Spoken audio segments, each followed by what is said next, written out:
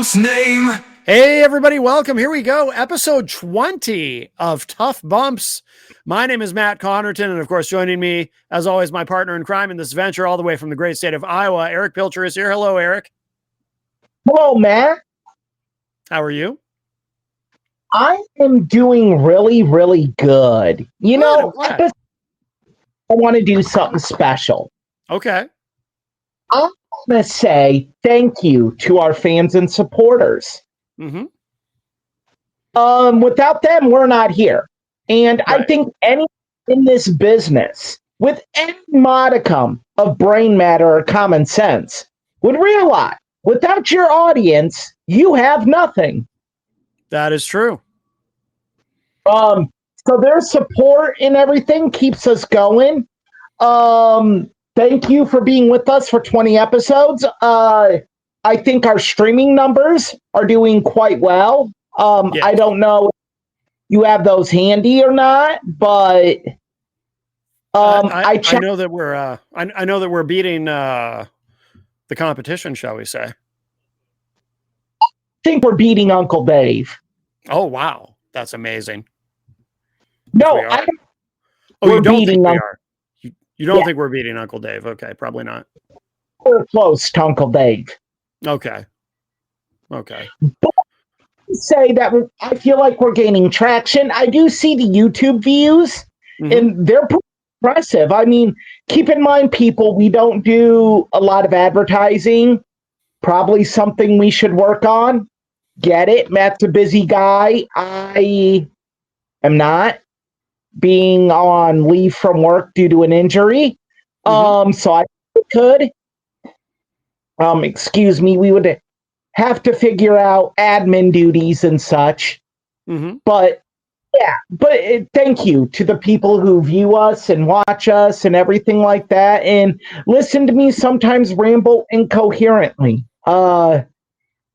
Yes. Your patronage is appreciated. Yes, very much so. Very much so. Of course. There is someone who refers to us as Ratso and Monkey Boy. So not everyone appreciates us. Well, in order for everyone has haters, but you know what they say, Matt? Mhm. Haters are your fans in disguise.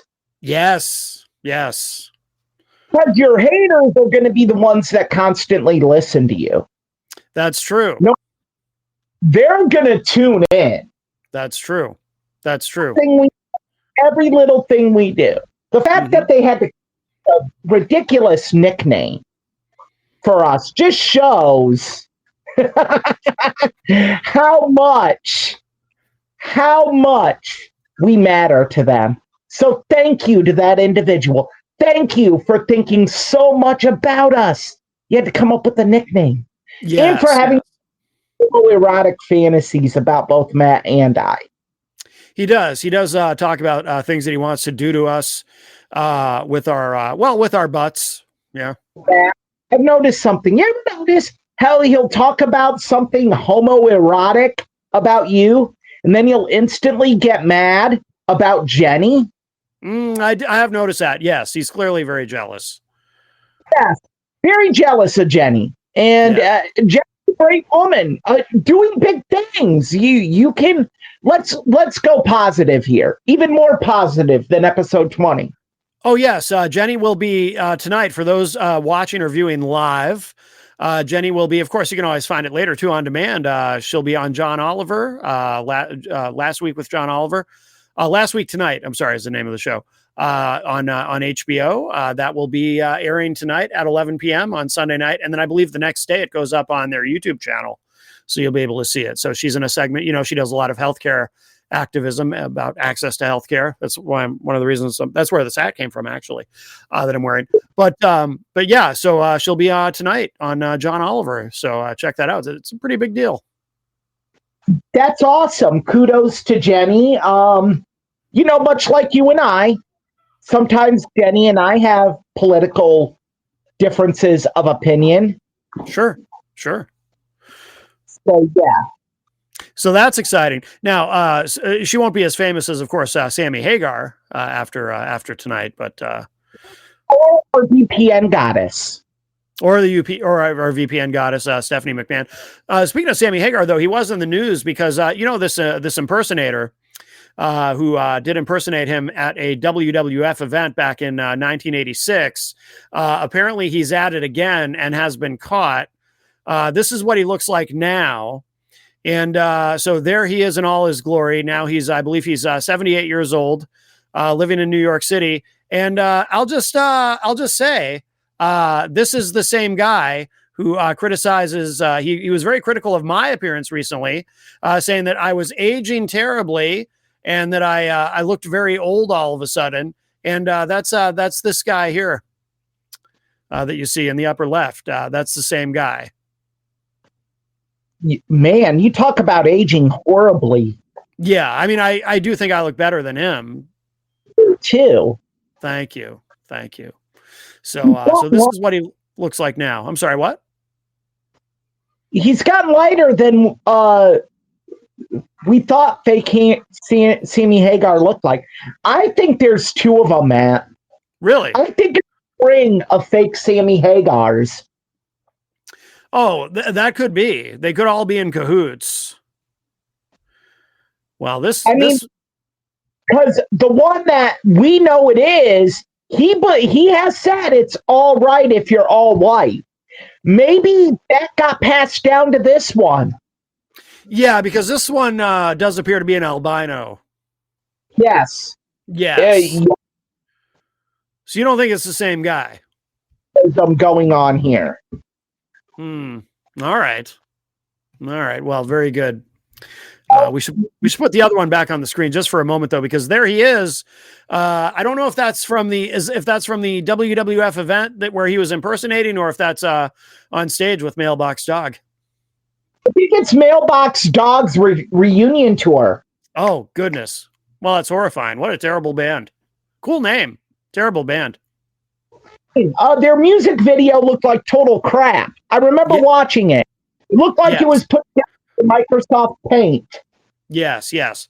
Terrible band. I hear they're going to be on streaming platforms everywhere soon. Avoid them. Horrible band. Avoid them at all costs. You really won't be able to take much more. That's right. Absolutely. Well, should we get to our news items this week? What do you want to start with, Eric? I'd say we start with a Halloween costume. Oh, yes.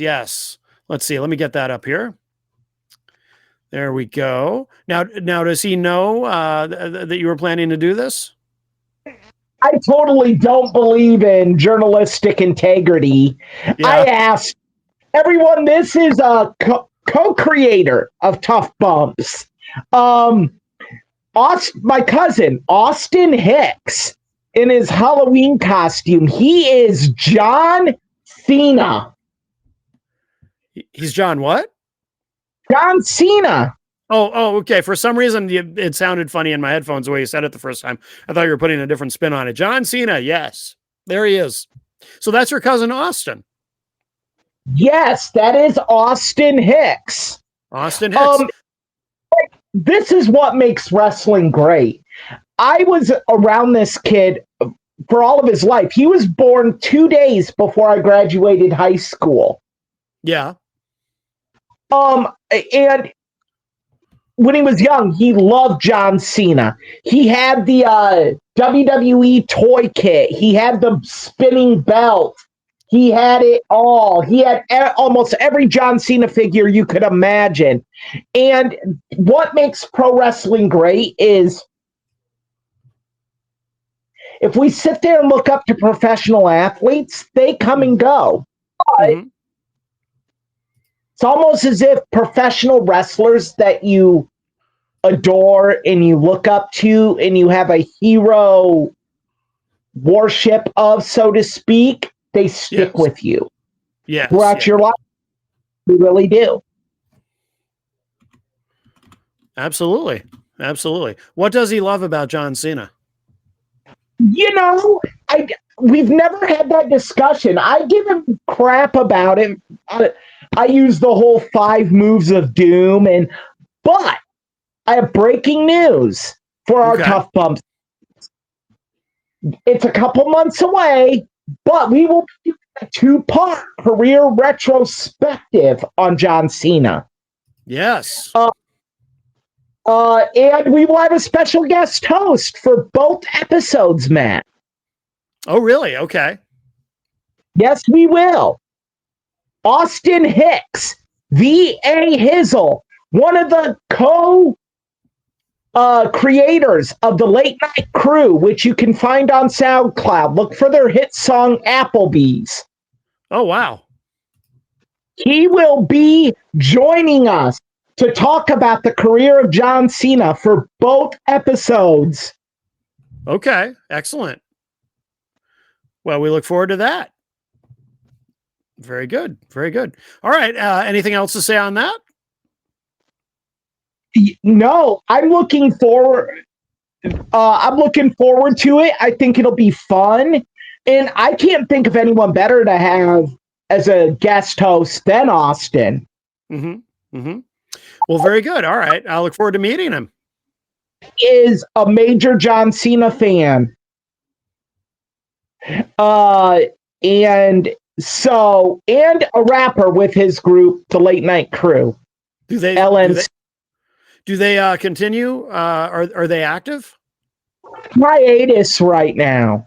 Okay. All right. I'll check them out though.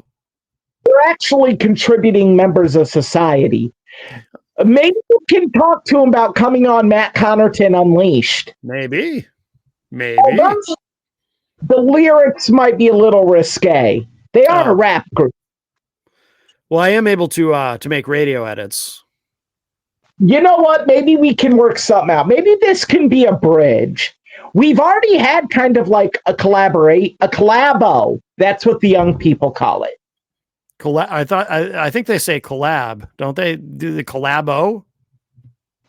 Diddy said collabo. He did? Did he?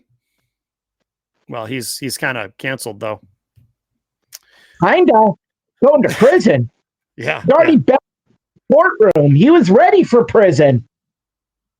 Yeah. He could be getting muted. So that's true. That's true. He could get a pardon.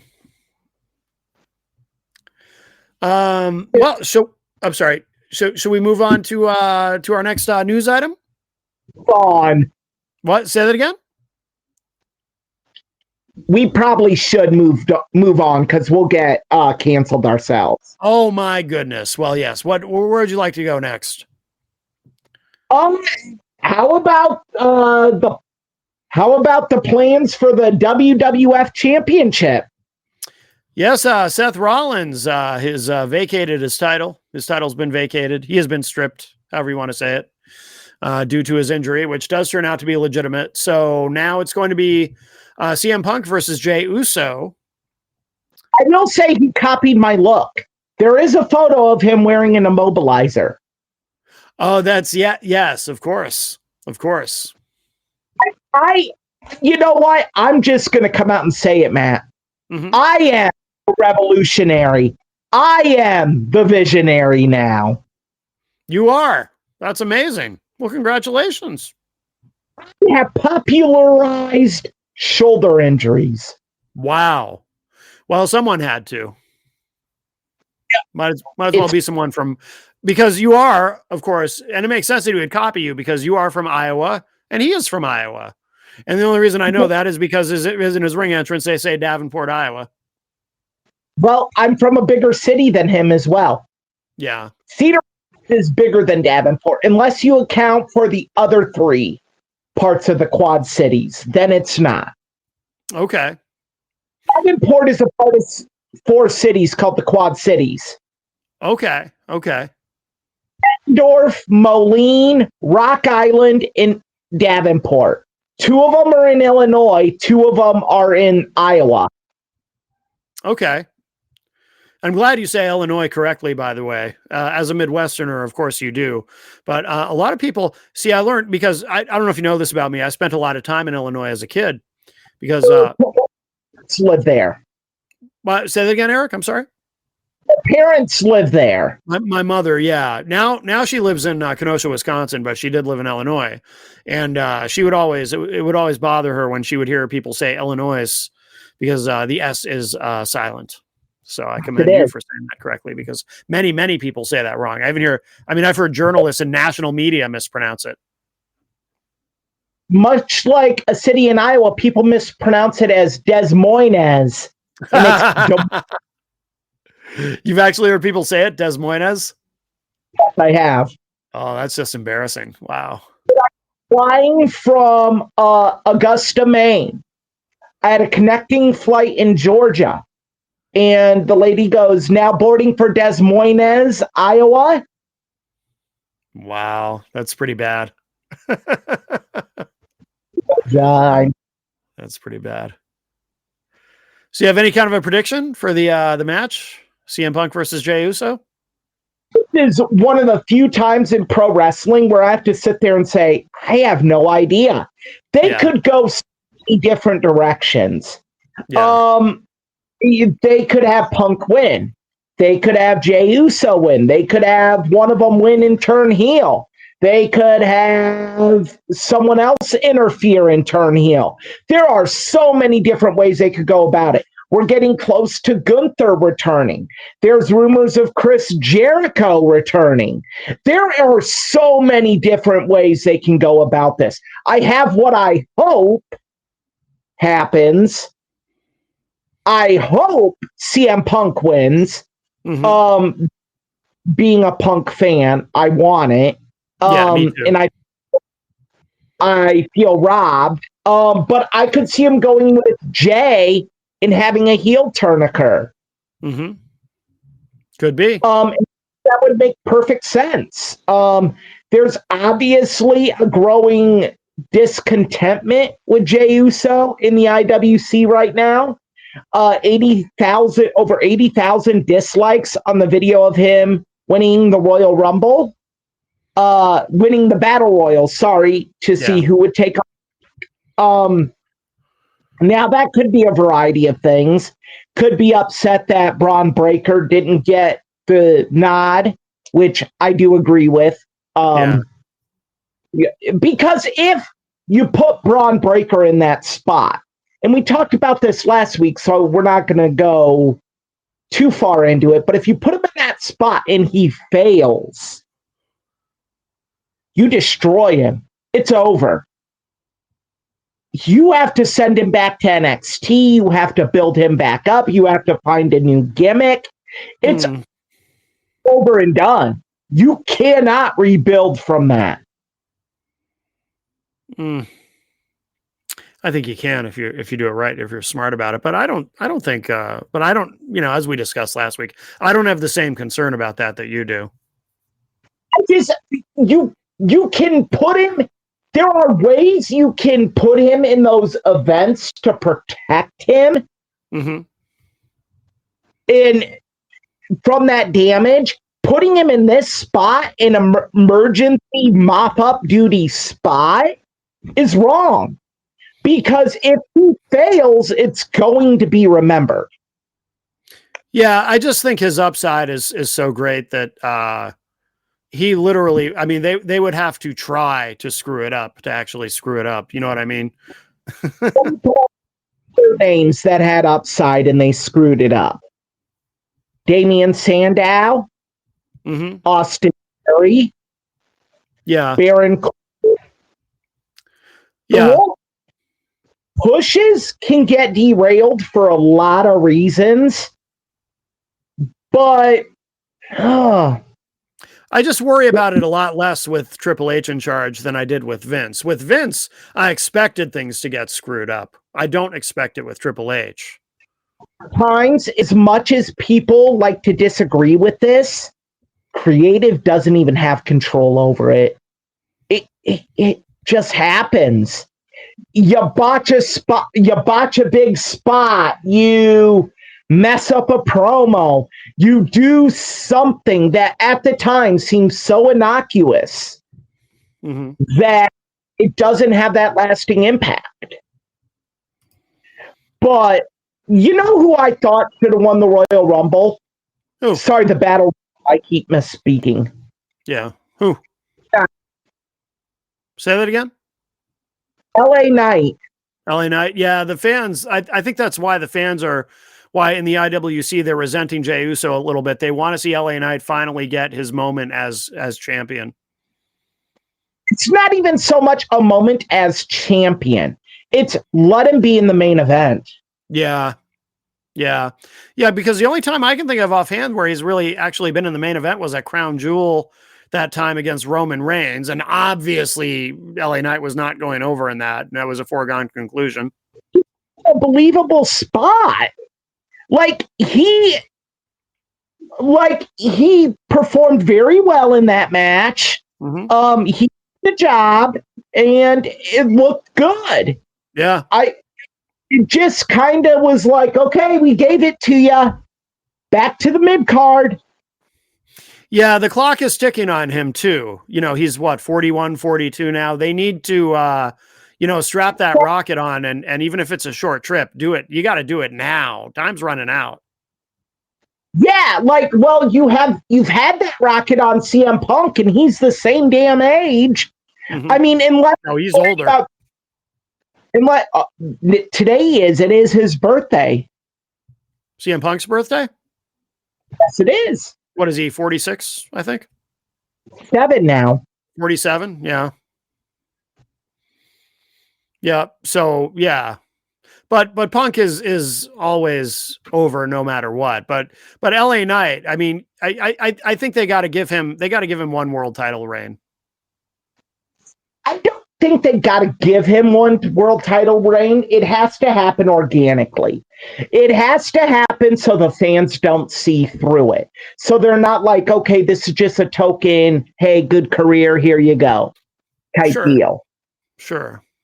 But again, the clock is running out. I mean, I know, CM Punk is 47, R-Truth is 53 or something. I know, but still, it's you can't wait till he's 45 to do this. You know what I mean? I agree. Yeah. I mean, the Saturday night's main event is shaping up to be a blockbuster night too. You have Tiffany Stratton and Jade Cargill. Mm-hmm. And then you have Drew McIntyre and Cody Rhodes. We could see 3 new. We're guaranteed to see 1 new champion out of Saturday night. Why do you say that? Well, because Jey Uso and CM Punk are having a match for the vacant. That's true. Yeah, you're right. Well, but we very well could see it coming out of 2. We could see 2 more with Cody and Drew. There is a clamoring that maybe you do have Cody drop it to Drew. Yeah. Because bringing Randy Orton back and you are having a feud between Cody and Randy. That feud does not need the title. Right. That's true. Good point. You have a good enough story without the title. And I think the title would almost be a detriment to their story. Why? Because you're not going to have Randy Orton drop the... You're not going to have Cody drop the title to Randy Orton. You're not. This would make no sense. Oh, I agree. So, into it, everyone's going to be like, oh, well, they're not going to have Cody. They're not going to have Cody lose to Randy in this. Right. They're not going to have Cody drop the belt, or it's going to be a schmaz finish. But you have Randy turn on Cody, cost him the title. Now you have this story where you have Cody. Does he go back after Drew to get his title back, or does he go after Randy? Mm-hmm. Randy keeps screwing him over at every opportunity till they build to a match between the two. Yeah. Where is Orton, by the way? I feel like we haven't seen him in a few weeks. I think he's taking time off. I think that's kind of the big thing. They want him. He's an extreme part-timer right now, and he's earned that right. Yeah. Oh, absolutely. Absolutely. Well, should we move on to the next news item? Yes. Let's see. Oh, before we do that, I meant to mention this at the top of the show and I completely forgot. I'll mention this now before we move on to the next news item. And I kind of put you on the spot a little bit, Eric, but it's completely up to you. No pressure either way. But this coming Saturday on November 1st on Matt Connerton Unleashed, joining me in the second hour of the program will be the one and only Charles Richardson, host of the Charles Richardson Show. Coming on to talk some wrestling, and you're welcome to join us for that if you'd like. All right. I think I should be able to. Okay. Very good. So just wanted to throw that out there, and if for any reason you can't, that's okay. I know I'm putting you on the spot, but if you think you can, that's great. I'll be back at work yet, so yeah. All right. Very good. Let's see. So we have Abdullah the Butcher. Wow, look at that guy. How'd you like to have him over for Thanksgiving? I wouldn't. No. Now, before we talk about, I'll just preface this by saying I don't know how you feel about him. I was never a fan of Abdullah the Butcher because I'm not a fan of blood and gore and shoving screwdrivers into people's foreheads or whatever the hell this guy did. But go ahead. Abdullah, that isn't. My issue with Abdullah is it's heavily rumored, that he has hepatitis C. Oh, yes, I've heard that. And he's continued doing bloody brawls. I also was at an independent wrestling show in Omaha, Nebraska, that he appeared at.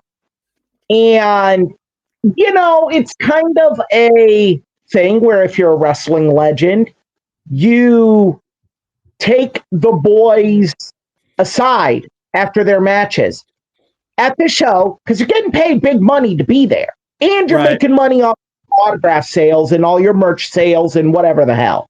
Probably more than what they get paid to be there in some cases. Yeah, I mean, and sometimes they get a cut of the ticket of the gate. So, but Abdullah decides he isn't going to do this. He's sitting with the fans, openly shitting on the wrestlers. Oh, wow. Really? And fans are getting off on it. They think it's a work. It's not a work. This guy's just being a legitimate asshole. Wow. Like before intermission, they had a Falls Count Anywhere match, and the whole time Abdullah is ripping on the spots they're doing. Well, that's not cool.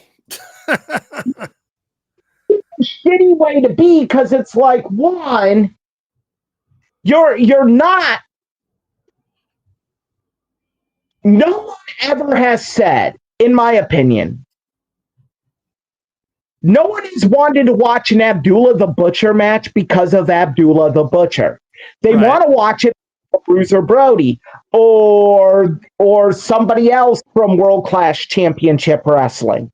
It has not a damn thing to do with Bruiser Brody. I mean, sorry, Abdullah the Butcher. Rest in peace, Bruiser. No disrespect. So yeah, that's my issue with Abdullah, and it just soured me on. I wasn't a major fan going into it.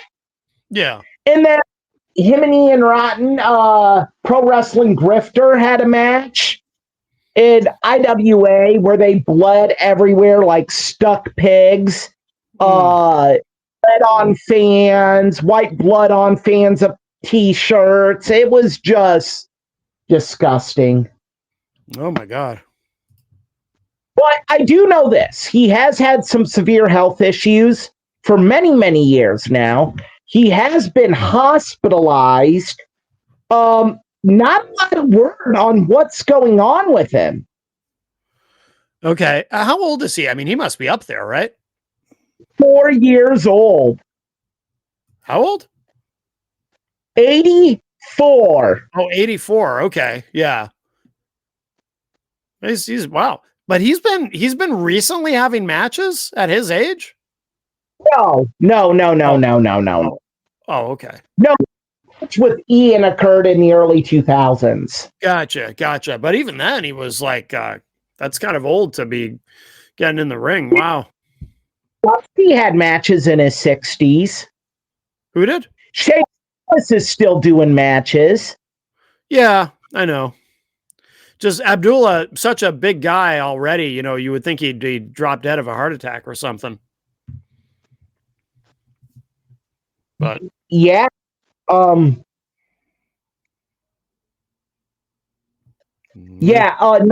been confirmed as of the time of this writing. It was written roughly 24 hours ago. Okay, all right. Well, best wishes, Abdullah. I'm sorry, what? Serious health issues, and that he needs the prayers and support of fans now more than ever. Okay, all right. Well, fair enough. All right.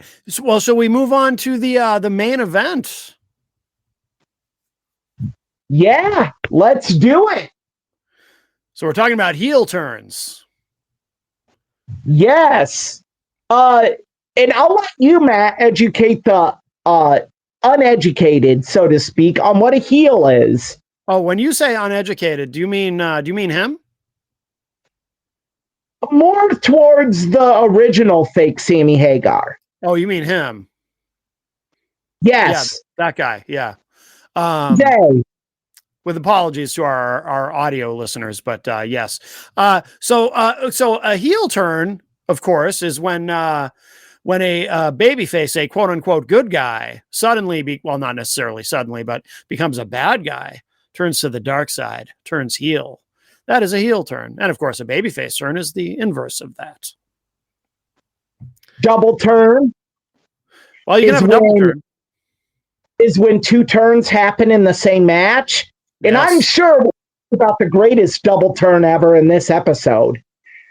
Because we've talked about it many times before. Yeah, of course. Well, where would you like to start with this? I mean, I think the starting point would have to be, why do you do a heel turn? Mm-hmm. Well, I mean, really, the way I see it, I would say for the same reason you do a babyface turn. If you want to freshen up a character, if you want to, maybe they've become a bit stale and you want to do something new with them, sometimes it's a matter of finding out or trying to see if someone's better suited to that role. Like The Rock, for example, comes to mind when The Rock was a white meat babyface as Rocky Maivia, and the fans hated him so much and they didn't buy the gimmick. And there's Rocky. Rocky is very adorable, adorable dog. But when the fans weren't buying into Rocky Maivia, and then he turned heel, joining the Nation of Domination and all that, it turned out he was a fantastic heel. So good at being a heel that eventually he had to turn face again because the fans found him to be so entertaining in this new role. And that happens too sometimes. I think the big thing with The Rock, and that's a very good one to bring up, is it was just such a shitty gimmick. When he was a babyface initially, yeah. Yeah, it was just, it was bad. My goodness, it was bad. There are ideas that you hear some wrestlers talk about as this was their original idea for me, and I'm like, no. Like they wanted to turn the Ringmaster into the Iceman Steve Austin, and they had him wear an ice suit like Mr. Freeze. Yeah, and he had the good sense to reject that idea. Yeah, he basically told Bill, he said point blank, Vince, that's the shits. Yeah. Which is wrestling for, I'm not doing that. That is a bad idea. Right. They originally had called Mick Foley Mankind the Mutilator. Oh, I didn't know that. Yeah, and then Mick's like, well, that's a lot for me to get out. Why don't we just shorten it? Yeah. Mankind. Yeah. And he was right. He was. I mean, most of the time the wrestlers are right because they are in front of the fans nightly, and it's what are they gonna feel comfortable what are they gonna be comfortable doing? Mm-hmm. If they're not comfortable, it's not gonna be believable. Mm-hmm. Like I always harken back to the night on Raw Thursday, most known for when Shawn Michaels lost his smile. Yes. But something else happened on that was rather historic. Rocky Maivia beat Triple H for the Intercontinental title. Mm-hmm. Then no Dr. Hurst Helmsley. Doc Hendricks is interviewing him, and the crowd is audibly booing. Mm-hmm. During the interview. Yeah. Like,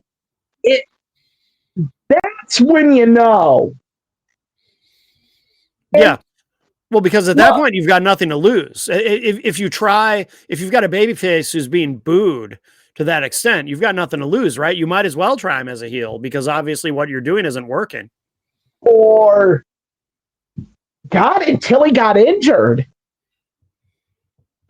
He injured his shoulder, I think, was the overwhelming story. Or what happened. Sorry. The Rock injured his shoulder, came back. Mm-hmm. And here we are. And he came back as a member of the Nation of Domination. Mm-hmm. Yep. And got over huge. What's interesting about that too, about The Rock is, so if you fast forward to years later, you know, he becomes a part-timer because he's making movies. He's spending a lot of time in Hollywood. And then he comes back as a babyface because now he's this big Hollywood actor. And the fans were starting to boo him. And they ended up turning him again.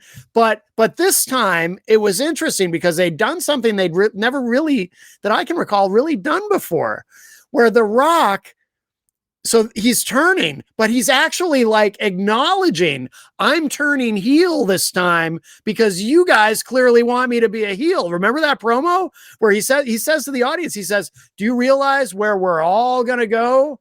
If I forget exactly how he said the rest of it, but because obviously he didn't say if I turn heel, but he's like, you know, you really want that version of The Rock or something like that. And that's what they wanted. And that's what he gave them. And then because he gave them that, what happens? Now he's a heel, but now some of the crowd is cheering him as a heel because this is the version of The Rock they wanted, and now they're getting it. So it's interesting. It's different than when I first started watching it when I was a kid, because, you know, at some point it became, a lot of people would cheer. Like if the heel is entertaining enough and you're enjoying him as a heel, you're going to end up cheering him, even though he's supposed to be a heel. The dynamics have changed a lot over the years, but they have. And a lot of it is due to dirt sheets. The fans have become smartened up, but the detriment to that is the fans think they know better than the wrestlers. And I think that was a big thing that The Rock did when he did that, is you don't really know, because you think you caused this heel turn. No. I'll turn it, and it's going to be on you. And you know what? I've been in Hollywood. I've been making movies. I don't have to come back and be a professional wrestler. I can just make movies. You all suck. Yeah. And it worked perfectly. I mean, because first time he took a hiatus to do movies, he came back and was over like Rover as a babyface. Mm-hmm. Then the second time he did it, again, over like Rover. Mm-hmm. He had a match with Eddie Guerrero on Raw. Off of that was kind of the precipice that built towards the office realizing Eddie can run with this ball here. Mm-hmm. Yeah. And you sit there and you're watching it, and then the third time it happened, he came back, he had dropped the belt to Brock, and it was the night after WrestleMania, and he had finally beat Stone Cold at WrestleMania. Mm-hmm. And he's like, who's next? Yeah. Goldberg debuts. I mean, and look, you know, The Rock is, I don't know if there's a better professional wrestler at being able to play, to be able to play to the crowd, no matter what they. Yeah. Then Oh yeah. He can flip it like that. That's why I feel not having him, and you've agreed with this, for the John Cena heel turn was what killed the John Cena heel turn. Sort of. We'll get to that. We'll get to that. Under the when don't they work? Yeah. Well, we'll get to that because that's complicated. I have some feelings on that, but what's that? Could be its episode on why that didn't work. That I do agree that heel turns happen because you're really trying to generate new buzz into someone. Oh yeah. That's also why conversely they may not work. Mm-hmm. You know. Yeah, if it's forced. A great example, when you say a heel turn that doesn't work, the first thing that comes to mind for me is Goldberg. When they tried that in WCW, that did not work at all. There was one before it. One before it, WCW did. And even the night it happened, it wasn't, why the hell are they doing this? I'm mad they're doing this. It was, doesn't make sense. Dusty Rhodes joining the NWA. Yeah, that one was strange too. Yeah. Well, they did it. To be fair, their heart was in the right place as to why they did it. They wanted to have a veteran influence around Scott Hall and Louis Spicolli at all. Yeah. Even on the road. So how else do you explain why Dusty is traveling with these two? Right. For those who don't know, Scott Hall and Louis Spicolli obviously both had pretty severe issues in terms of, I guess, alcohol, right? I don't know. Not so much pills, but maybe. I'm not sure. You would know better than me.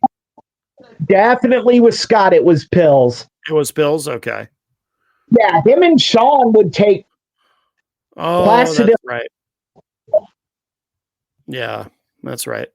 Yeah, the Dusty Rhodes one was strange. That was so bad. And then it was so bad that it was one of them that they just moved him back to the announce booth with no explanation. Yeah, they just abandoned it, which isn't very satisfying. Fans were totally cool with it. Yeah. that was a strange one. I'd actually forgotten about that one. That was bad. Goldberg's was bad because they did it after they ended the streak. And if you were to end the streak, write him off TV. Take him off TV for a while. But no, they still wanted him around because he was a draw. The problem is, what do you do with him? The streak has ended. You should want to strap a rocket to Kevin Nash's ass straight to the top. Yeah. But they did. They did the finger poke of doom. Oh, that was dreadful. But the other go ahead. But I think the Goldberg heel turn, because they tried it twice. Oh, they did. Second, I don't remember the second, I think it would have worked because fans were starting to turn on him, but he had to go and punch his hand through that car window. Oh, I remember that. Yeah, yeah. He almost severed his hand. Yeah, Yeah. that. I mean, that would have been the time to do it. And you have him join.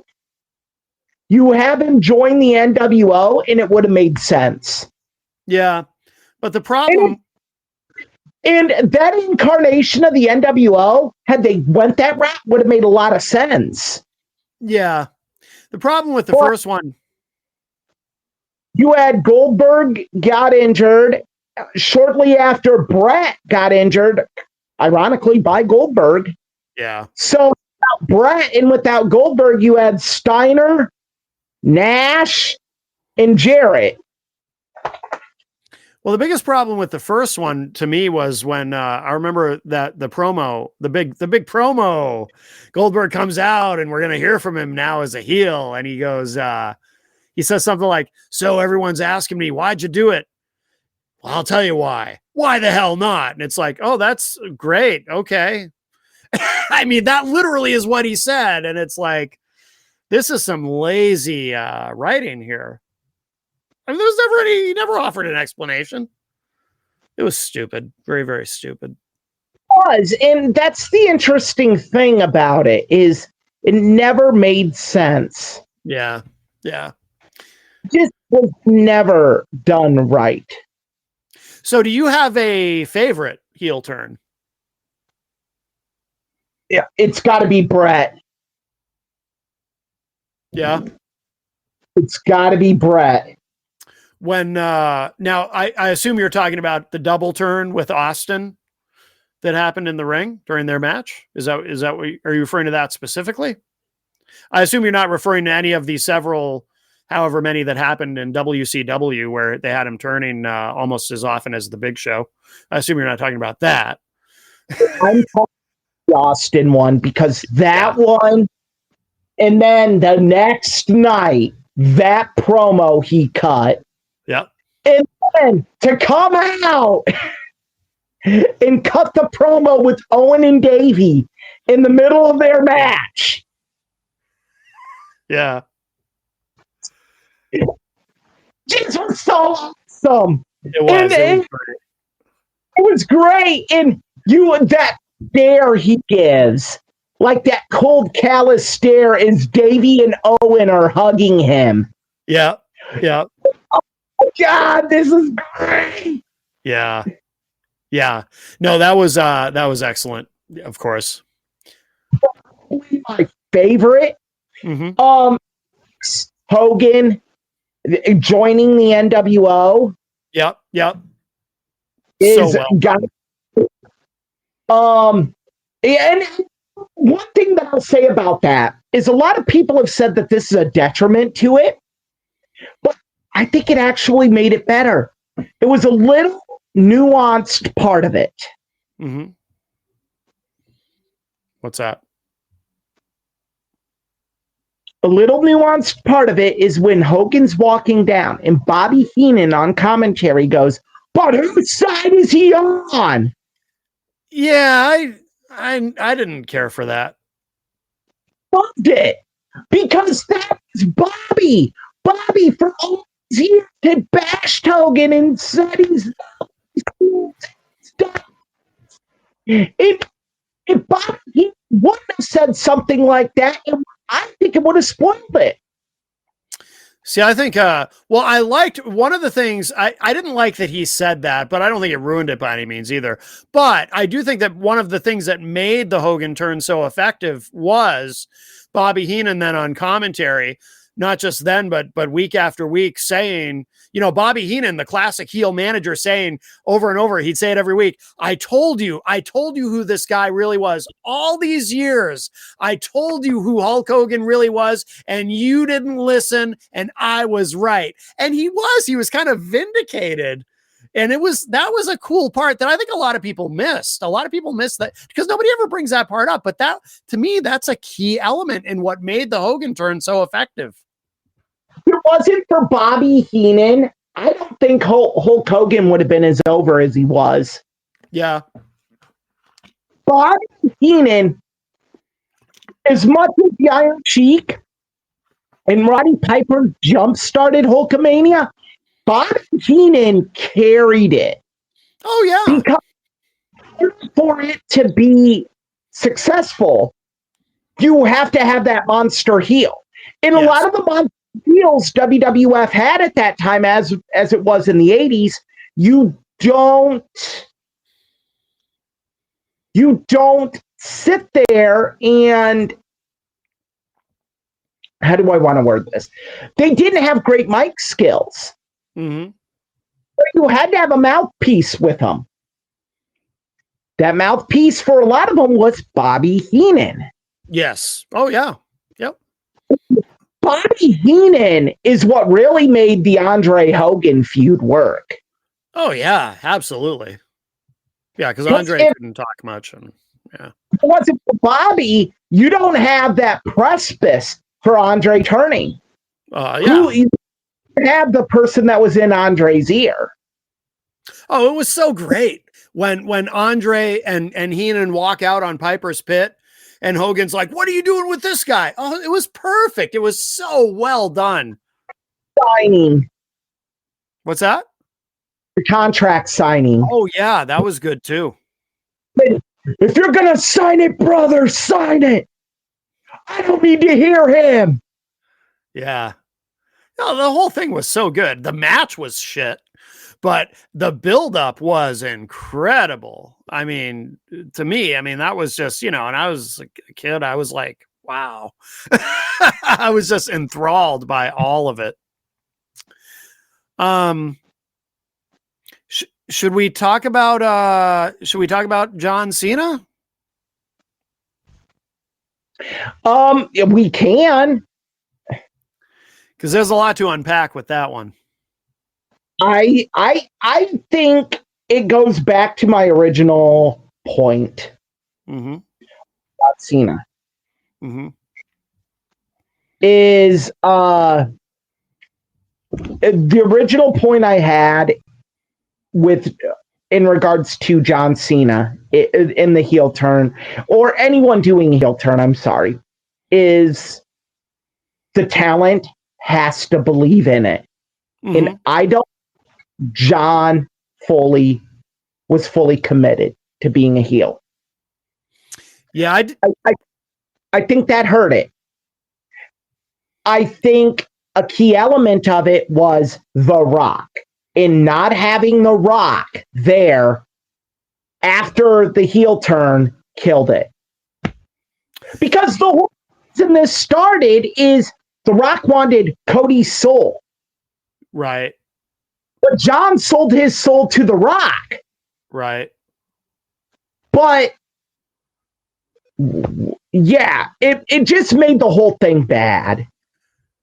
So here's what I think, and this is, and we talked about it before. I'm definitely in the minority. I'm on an island on this. I know within the IWC. I liked the heel Cena turn. Well, I loved I think everyone liked the turn. Like that moment was seismic. But I liked that. I don't agree that he wasn't committed. I think he was. I think that what people didn't like. What a lot of people didn't like, I think they wanted Cena to be more sort of overtly evil, or they were looking for something that he wasn't quite giving us. And this is what I think I said this to you before. I'll say it again. I liked that he didn't overplay it. He underplayed it. And I thought that was cool. It's like when he came out and he said, what, you expect me to go back to my old music or have new music, or you expect different outfits or whatever, you get nothing. And that minimalism, I like that whole thing. I think the promos were very good. Oh, you do? Okay. Yeah. I just think not having The Rock killed it. John Cena could have done anything. John Cena is a great mic guy. One of the best to do. Absolutely. Absolutely. But if you're going to have a person be a precipice for a heel turn, that person consistently be around. It helps. I think they could have gotten around that, though. I really do. And part of why I think if they needed to tweak, as much as I was enjoying it, I would have tweaked a couple things. One of them being, and I think because Cena is so good on the mic, he could have pulled this off. You know, if it really, because they didn't play up enough the element of spin it a little bit as I didn't sell my soul to The Rock. I sold my soul to Hollywood. And they could have, even with The Rock not being around, they could have drawn on the past and said, you know, this is what they could have done. And Cena totally could have pulled it off. They could have had Cena out there saying, listen, I criticized The Rock all those years ago, but now I get it.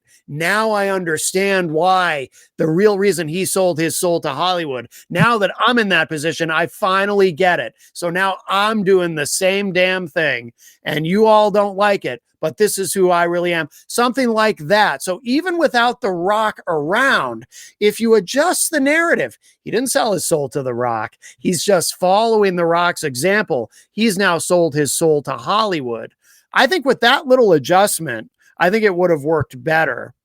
But they didn't do that. And listen, when I see all the stuff he's doing now that he's gone back to being a babyface, it is all really good. I loved his match with AJ Styles. I get it. So maybe it is just as well that it didn't work out and they changed him back, because we are getting some really good stuff. But I will say this to everyone who says, oh, it was a failure, they should never have done the heel turn to begin with. I would just say this. Think about this. Even if you hated everything about it, if in an alternate universe says no John Cena heel turn, right? If they hadn't done that, we would have been deprived of an awesome moment, because Cena's heel turn, in my opinion, that moment, it was seismic. It was, people were talking about it on par with the Hogan heel turn, and everything about it was so perfectly done. The way they zoom in on his face when he's hugging Cody and The Rock is looking at him and they make eye contact and Cena's expression changes and he goes from smiling to that sinister look. And oh my God, it was so good. And if they hadn't gone for it, if they hadn't at least tried that, we would have been deprived of that amazing moment, which, by the way, got a lot of mainstream media attention. I'm sure you did. I know I talked to people. I heard from people who were like, hey, Matt, what's this all about? I saw something on the news about John Cena's a villain now, and I haven't watched wrestling in a long time, so I haven't kept up with what's going on. Tell me about it. I mean, we would have been deprived of all of that if they hadn't gone for it. Yeah, I had people come up to me at work and they're like, what'd they do with John Cena? Yeah. Isn't that cool? But you then have to, I felt anyway that I had to go into nuances of the business. It's a lot to explain. Like if you're talking to somebody who either has never really been into wrestling or they just haven't watched it in a really long time, it is a lot to explain to somebody. Yes. It's a lot to get into at the water cooler. Yeah. So well, we only have a 15-minute break. Right. Well, why would they do that? Well, he's retiring, but wrestling's fake. Well... Yeah, it is a lot to get into. But anyway, the point being, I'm really glad they at least tried it, because no matter how you feel about it, that's one of those awesome moments that we're all going to remember for the rest of our lives, you know? When he told the kid we're in a toxic relationship. Oh my God, yes. I loved that. But I even loved just the subtle things. Like I said, because he underplayed it, just the things like, oh, you know what I loved was that backstage promo where he encounters Jey Uso and he just totally deadpan just says to him, you know, if you lose to Logan Paul, that would almost ruin wrestling. And just the way that he delivered the line, it was so deadpan. Like, I know, and people were like, I heard Brian Alvarez saying, oh, what? He's talking like a robot. There's not even any emotion there. It's like, dude, don't you get it? That's the thing. He's underplaying it, and it's awesome. getting the hustle, loyalty, respect John Cena. We're getting Cena. He's going through the motions. He's just giving us just enough because that's all he has to do. Yep. Yep. I loved it. But again, I'm in the minority. To it is to have his first promo explain why happen at an international show. Yeah. I think that kind of killed it too. I think that should have been saved for a really big WWE market like New York City, somewhere in the upper East Coast, or like a wrestling town like Chicago, or even Dallas, Fort Worth area could have done it. Well, I also, and we talked about this before too, I also would have tweaked that a little bit too, because I think they should have waited. I think he should have maintained being a heel going into that match with Cody. And then after losing the title to Cody, then maybe turn babyface by, raising Cody's hand and being cool. And then the next night do a promo where instead of saying, because I didn't like when he turned back and he said, I let somebody, he made an obvious reference to The Rock, which was cool. I believed in somebody who abandoned me, or however he said it. And then he said something about they talked me into making shocking television, because then it was almost like he's coming out and saying, I just did this to make good TV, which is kind of borderline breaking kayfabe. He could have said something like, he could have been a little more vulnerable. And he did show some vulnerability, saying, I was afraid you would all forget about me and this and that. But what he should have said, I think something like, I felt like I had to do this. Like I had to be bad. I had to cheat because I was so obsessed with winning this title one more time, getting to 17. I was so obsessed with it. I let that take me over, and I realized I was wrong now. And I'm sorry. Something like that would have been better. I like the whole good TV line, because keep in mind, around the time he said that was when the controversy regarding Untold had occurred. Oh, Unreal? Yes. When that controversy really started kicking up. So I think the line there, but I see your issue with it. It was kind of like, I never thought John Cena would be a sellout. That's almost kind of a detriment. Yeah. Like, I'm cool with you saying you were tempted by winning 17. You didn't think you could do it without help, yada, yada, yada, yada, yada. But then when you went to that line, I get it. It's like, oh, so John Cena's a sellout. Are there ever any real heroes anymore? Oh, I guess not. It's the end of the Night of the Living Dead. Right. Oh, so I have a question. And if you don't want to speak for him, I get it, but I'll ask you, what about Austin? How did he feel about it? He loved it. I'm pretty sure. Yeah, he liked it. I think he got kind of tired of it. Yeah. The midway point, like, okay. Yeah, but look, even to be fair, there's a lot of similarities between Austin and I. A lot of them. When Brett turned, I didn't turn on Brett. Right. Of course. I wanted to wear clothes with the Canadian flag on it in school. Yeah. Through the hallways when I was in 8th grade, telling everyone it sucks. Yeah. And copying Bret Hart's statements from Raw about why America sucks. Wow. If I could stick on the United States of America, I'd stick it right here in Taft Middle School. Yeah. Wow. Yeah, so you were all in. I loved it. I loved it. I was upset that we didn't get Heart Foundation shirts. Yeah. Brett, I loved every minute of it. And I think a lot of it, because to me it made sense. It's like, you're booing this guy. Why are you booing him? Mm-hmm. You're booing him because any heel turn also has to resonate in reality. Yeah, it has to. There has to be logic to it. It can't just be. It can't just be. Oh, this person is evil all of a sudden, right? You can't.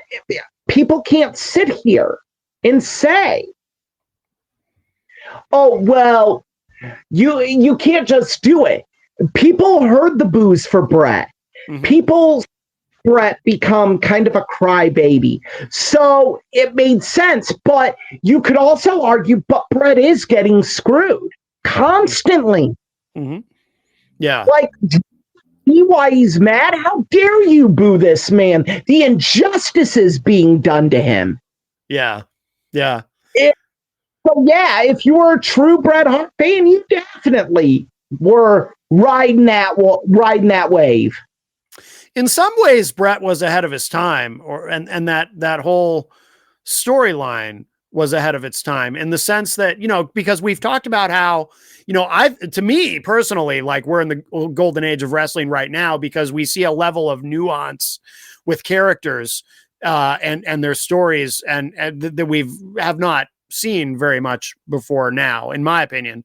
But I feel like that was like a precursor to all of that, because Bret Hart had become, he was never one dimensional, but now he was this really nuanced character where, yeah, you know, he's a heel, but you could definitely be sympathetic and see that he has a point.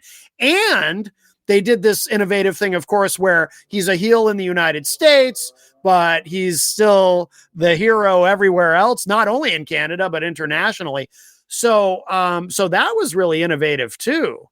And he was absolutely fantastic through all of it. I mean, his promos, those were the best promos of his career, I think. Just fantastic. America, they say love it or leave it. Well, I'm loving leaving it. Oh yeah. All of it was so good. All of it was so good. In Canada, we care about family values. Bret, 3 years ago, you were bashing your brother's face into a steel cage. Right. No, everything about it was great. That's my favorite heel turn. That's your favorite? Because I did think it was amazing. I think another one I loved, he wasn't really a heel turn. It was more of a tweener. Sting. When they thought he was going to defect to the NWO. Well, yeah, I mean, but he never actually defect, but it was a tweener promo, and I loved it because, and then you didn't see him for like 6 months. Yeah. And it was how they did that was awesome. Yes, that was very, very good. The entire build up, because even going into Starrcade, I'm sure you remember this, there was a little undercurrent. What if he really is a member of the NWO? And this is all by Hogan. Like they do where Sting just lays down for Hogan. How ironic that would end up being the final nail in WCW's coffin. Somebody laid down for Hogan. Right. A couple, 2-3 years later. Yeah. So yeah, that was, I love the tweener Sting. Yeah. That's another great example too, where they were able to really present a character in a nuanced way and in a complex way, and not just one dimensional. That's a great example. Any other notable heel turns we haven't talked about? I mean, I feel like we've talked about the biggest ones, but yeah, I'm trying to think. We talked about Andre. One that never just went over like the Titanic hitting an iceberg. Stone Cold Steve Austin. Yeah, that one's complicated too, though. Example of when it doesn't work. Never should have done it. I agree with you, except for one thing. You know how when I talked about Cena, I talked about some of what we would have been deprived of if we didn't get the turn. So with Austin, if we hadn't gotten that turn, we would have been deprived of things like, oh, I'll tell you one of Jenny's favorite promos that she stumbled upon YouTube one day. The promo where they're doing the the invasion storyline, and Vince is backstage and he's talking like, guys, this is an invasion. And Austin goes, invasion. And Vince is like, guys, we got to support each other. And Austin's like, support each other. And it's so funny. Undertaker the whole time is biting his lower lip because he's trying. So that's the thing. It's like, yeah, I agree with you. The turn was terrible, but we would have missed out because Austin turns out. That is some of my favorite theme music is Alliance Stone Cold Steve Austin theme music. Yeah. That was good too. That was good. But he did like the stuff he was doing with Kurt Angle. I mean, Austin got to really kind of show off his comedic chops. What's that? Oh, the hat. Baby. Yeah. There was a lot of, so, people shit on the Austin turn. And I do think in the broad sense, it was a bad idea, but we did get some good stuff out of that. We really did. So yeah, I just think that I think there was probably a better way they could have done it. I don't think they needed Vince for it to happen. I think agree. Could have just had Austin just beat the hell out of The Rock and screw him over in that match. Yeah. Yeah, I think that's one way. But if you don't have Vince, then you don't. I think it went off the rails when Triple H blew his quad out. Mm-hmm. I think had Triple H not gotten injured, you could have salvaged it. And that's one of the biggest what ifs ever in pro wrestling history. Because what if Triple H would have been part of the invasion angle? If Triple H would have been involved, you might argue they could have gotten Hall and Nash. Right. And Shawn Michaels and done something. Or you could have had a third group. You could have had the Clique come back and say, hey, we're back. Right. Yeah. Also, it's interesting with the Austin heel turn, there's the inevitable face turn. And I honestly don't even remember how the face turn happened. I cannot. All I can recall. So obviously it wasn't very memorable. All I can really remember is it almost was like a gradual sort of. They just sort of phased him back into being a baby face after a while. I don't even remember anything particular about it. How it happened is they had that winner take all at Survivor Series. Okay. They had Kurt Angle turn on the Alliance to cost them the match. Okay. They had Angle over Austin and The Rock pinned Austin to end it. Okay. So then the next night is when Ric Flair returned, and because Vince was just going to give Kurt Angle the WWF Championship, and Ric Flair's like, no, I'm a co-owner with you because kids sold their stock to me. I remember that. I'm rehiring Stone Cold, and you're going to face Stone Cold for that title. Oh, okay. And that got him back over, and then, about 6 months later, Stone Cold walked out. Oh, yes. Yep. It's funny when I think about Flair and that whole angle. Flair comes in and supposedly he's co-owner, and all I remember about that is I remember Flair coming in. I remember it was a big moment, and I remember Vince pulling his ear like Carol Burnett used to do when he was upset when Ric Flair came out, and I remember Flair saying something to him like, remember when your kids sold their stock to a consortium? Well, the consortium is me, and now I'm your, it was all very convoluted, but But that's all I remember. I don't even remember the Stone Cold part of that. Yeah, it was. And then at Vengeance, they had a 4-man tournament. Rock took on Chris Jericho for the big gold bell. Stone Cold took on Kurt Angle for the WWF title. The winners advanced. Stone Cold took on Chris Jericho for the undisputed WWF championship. Yeah. And WO screwed over Stone Cold. That I remember now. Yeah. Yep. And then that began the downfall, because instead of putting Austin with Hogan, they put him with Hall. Yeah. Yep.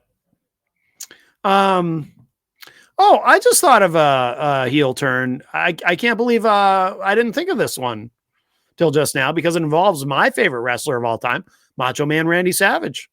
Even though it was predictable, the mega powers exploding, but it was still great.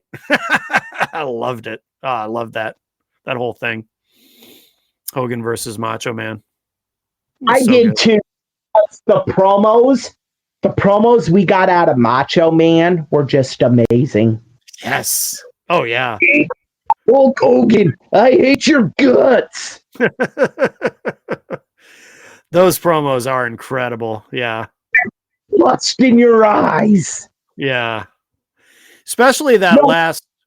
It's to my right. No puka maniacs to my left. Yeah. And every one of them, he was just doused in sweat or oil. You're like, damn, dude. And the very last promo that aired on television right before, he's like, it was him at his absolute most intense. Like, Hulk Hogan, I hate your guts. Yeah. Oh, so good. So good. And Hogan, to give him credit, I mean, he played his role well and all that too. But Macho Man was just untouchable. Just so good. I'm the minority. And we've talked about this in our Macho Man episode. Yeah. Macho Man should have went over. Oh, I would have loved that. Well, he was my favorite, so I wanted him to anyway, but I knew that he wouldn't, but I would have loved if he had. It would have made perfect sense. You have him drop the elbows, but at that time, they were thinking not just of WrestleMania 5, but WrestleMania 6, and we can player Hogan. Yeah. Well, also, I mean, at that time, it was unthinkable for the heel to go over in the main event of WrestleMania. You know what I mean? I mean, that didn't happen until Triple H. Triple H was the first heel to go over in a main event at WrestleMania. And I remember even when that happened, which one was that? Because I get confused on the numbers, but you could argue 9 was the first one where a heel went over. Is that the one I'm thinking of? Wait, who went over and beat Bret? Oh, Stone Cold beat Bret. No, I'm talking about in the main event though. At WrestleMania 9 at Caesar's Palace, Yokozuna beat Bret Hart for the WWF Championship. Oh, I'm sorry, Eric. Your mic cut out a little bit. I thought you said I thought you said something else. Oh yeah. Well, yeah, but that doesn't. But you still have Hogan come out and send the fans happy. And over in the main event. Well, that's true. That's true. But you know what I mean. When the final image of the show is a heel victorious. I mean, Triple H was the first one. That was WrestleMania. That was WrestleMania 2000, wasn't it? I'm trying to think, because I watched every WrestleMania. Yeah. So I'm trying to think back. 9, 10 Bret, 11. 11 was Lawrence Taylor, because Lawrence Taylor was in the main event that year. Yeah. With Bam Bam Low. 12 was Shawn. 13 was Sid. No, 13. Sid was the heel. No, 13 Taker won. Yeah. Yeah. Taker beat Sid. 14 Austin. 15 Austin. 2000 Triple H. Yeah. Yep. Yep. In that fatal 4-way. Because I remember being very surprised. I remember watching it live with a friend and we were very surprised. It was like, wow, the bad guy won.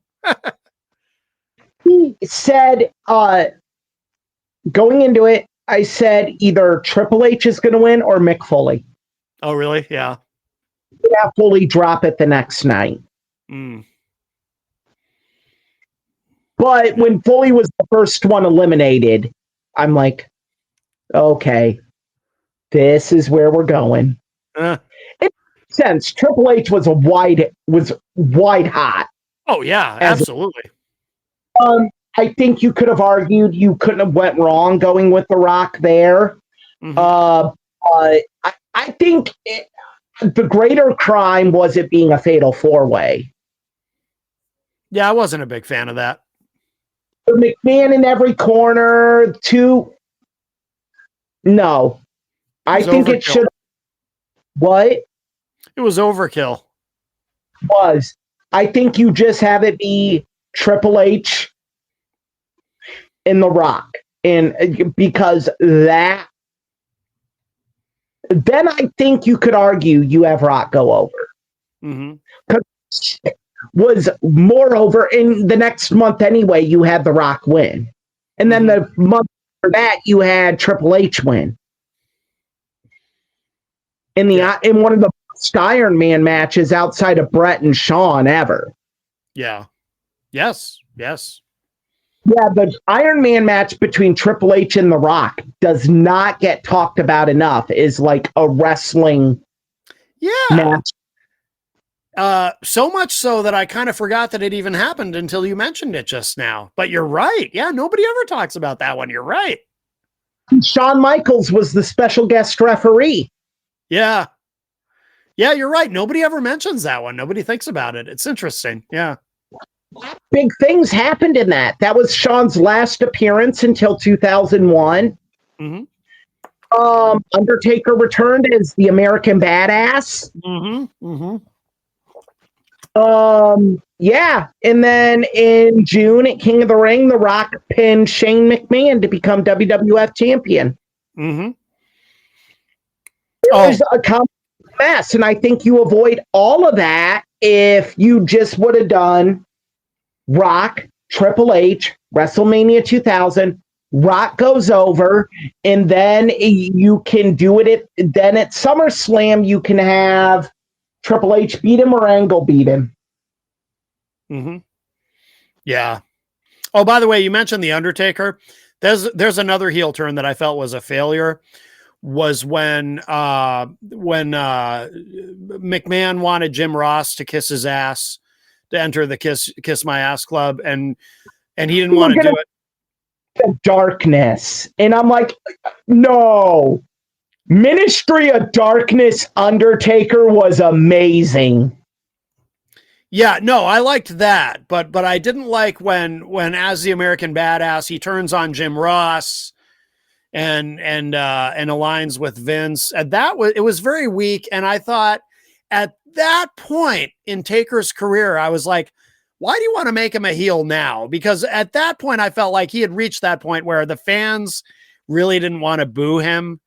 And I think I was right. I don't think the fans ever really did want to boo Undertaker at that point. And I don't think that particular heel run was effective. And I don't think it lasted that long either. I mean, a little bit, but I remember he started to turn, although his face turn back was somewhat gradual, but I remember he had the match with Jeff Hardy where he ended up showing respect to him at the end. What's that? Shook his hand. Yeah. And that was like, oh, Taker, it looks like he's going to be turning babyface. And then he did. But yeah, that particular heel turn, I didn't think was effective at all. And I was like, what are you doing that with Taker for at this point? You know, that's how I felt about it. But we didn't mention that you want to, it's funny. I keep remembering ones that we forgot, but I don't know if there's any others that you have. Summed it up. Yeah. Oh yeah, and we've been on for about an hour and a half too, so this is probably a good. So what are we? Should we talk about what we're doing next week? We're gonna have fun next week. In honor of it being in honor of Halloween passing, Yes. we are going to get one of the most infamous cards in WCW history. Halloween Havoc 1991. Oh yes. Featuring the Chamber of Horrors match Yes. with El Gigante, Sting and the Steiners defeating Big Van Vader, Cactus Jack, Abdullah the Butcher, and the Diamond Stud. How can you go wrong? Oh, by the way, speaking of Halloween Havoc, Jenny and I just watched NXT's Halloween Havoc. It was quite good. Did you watch it? I have not. I usually watch, though. I'll watch that tomorrow during the day. Okay. But great things. Yeah, it was very good. NXT events, though, they're almost always really good. Sometimes I think they're better than the main roster. But we'll talk about such great matches as the Halloween Phantom defeating Tom Zink. I don't even remember the Halloween Phantom. Lex Luger defeating Ron Simmons in a 2 out of 3 falls match for the WCW World Championship. Oh. Wow, okay. Bill Kazmaier. I remember him. Defeating Oz. Oh, God. Yeah. Poor Kevin. Chad defeating Jimmy Garvin. Oh, Jimmy Garvin. Does he do the Garvin stomp in that match? My favorite finishing move. I'm kidding. What's that? It's Ronnie Garvin that did the Garvin stomp. Oh, you said Jimmy Garvin, didn't you? It's the Fabulous Freebird. Sorry. Yes. Was he wearing his feather boa? Jimmy Garvin? Yes, I'm sure he does. I hope so. And then Big Josh and PN News defeat the Creatures. Big Josh and PN News. I remember them both, but boy, they kind of faded away, huh? PN faded away because he refused to do a job. Oh, I think you've talked about that before, yeah. And whatever happened to Big Josh? He got a pretty big push for a while. Did get a pretty big push in early 90s WCW. El Gigante wrestled for the WCW title on a Clash of the Champions. Yeah. I guess it was slim pickings. All right. That makes sense then. Yeah. Big Josh. He carried a hatchet, didn't he? Didn't he carry a hatchet with him? He was a woodsman. That next week. Yeah. Big Josh. Scratch that. I'm going to do something interesting, Matt. If you're willing to put it up for a vote. Okay. Cover either Halloween Havoc 1991. Okay. There's some bad Halloween Havocs. Yeah. Which one? Halloween Havoc 1992. The first under Eric Bischoff. Spin the wheel, make the deal. I did enjoy the promos.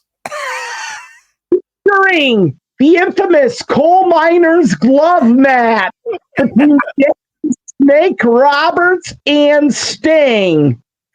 I did enjoy the cinematic promos that they did for that, as cheesy as they were. The Sting walks into that bar or whatever the hell it was, and and they all start chanting, "Spin the wheel, make the deal," and it's so bad. It was so bad, it was good. And you have the opening match, the babyface team of Johnny Gunn, Johnny Ace, Shane Douglas, and Tom Zink defeat Arn Anderson, Bobby Eaton, and Michael Hayes, but the faces get booed. Oh, they do? Because they're in Philadelphia.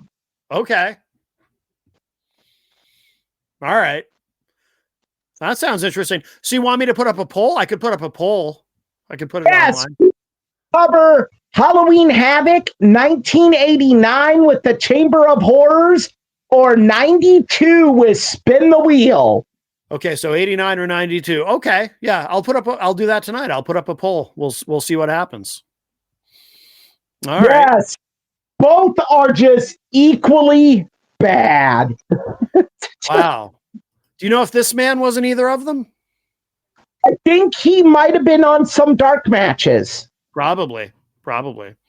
Well, excellent. Well, very good. Very good. So I think this has been great. Episode 20 in the books. Thank you to everyone who watched the show live if you were streaming. And of course, to everyone who, most of our listeners, of course, will get it in the podcast form on your podcasting platform of choice. Or you can always go to mattconnerton.com and find it there. And Eric, where can people find you? They can find me on TikTok, E-Rich319. They can find me on Instagram, ePilcher617. They can find me on Twitter, ERPilcher319. Very good. Very good.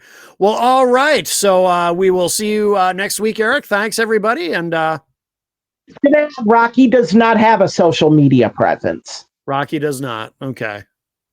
He does not. He's very virtual. He's very private. Yeah. Yes, although his calendar is being released shortly. Oh, good. Oh, yes. Excellent. Well, very good. Yes.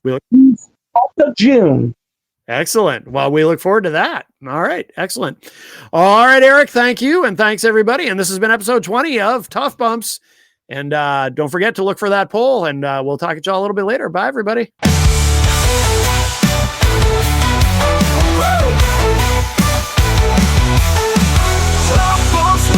We rise again. Blood and grit, it's how we begin. Matt and Eric fire up the flame. Wrestling lives on the Tough Bumps name.